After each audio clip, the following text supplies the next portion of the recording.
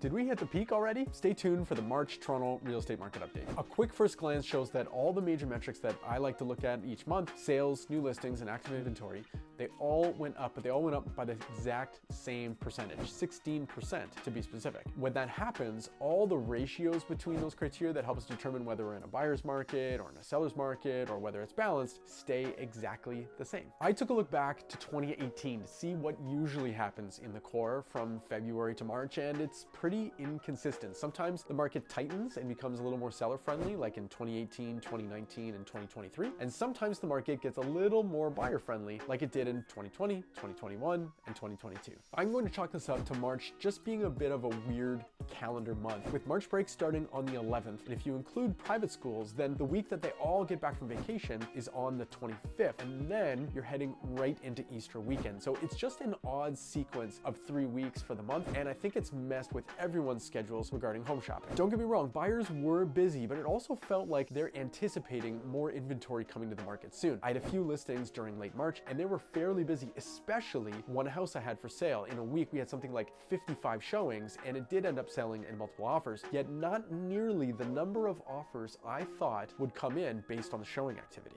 And I think buyers are justified in holding off for a bit in the hopes that more homes will be listed soon. April and May are almost always the peak months for listing activity. So both buyer and seller inventory are up, but are up in such a way that there seems to be plenty of inventory to help satisfy the large number of buyers that seem to be fairly active, even if they're early in their search. For the first time in a while, we actually saw a different pattern in Scarborough, Etobicoke, and North York. Sales were up 15%, but new listings rose by 25%. So the balance of power shifted back somewhat to the buyers as the number of options they had to choose from rose in higher proportions than the number of sales. Last month, I said that in March, both buyers and sellers would continue to enter the market, but that the buyers would outnumber the sellers, and it would be the ensuing buyer competition that would push properties prices back up. Turns out that I was wrong about that. Sellers have been quite active listing their homes for sale. I'm sure buyers would very much appreciate if the balanced market conditions persisted throughout the rest of spring. I'm Harnish, Toronto Real Estate Navigator with Bosley Real Estate. Thank you so much for watching. I appreciate your time.